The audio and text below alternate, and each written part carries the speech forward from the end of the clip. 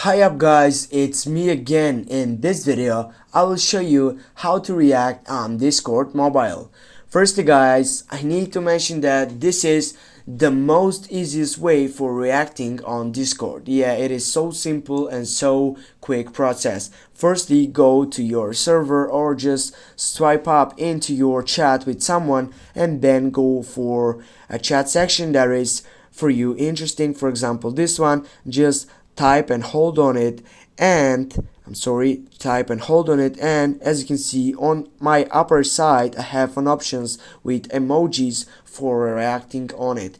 For example, I'll go with this one, and as you can see I have react on this chat section. But if I go on another, I have also an option for plus sticker site or plus emojis.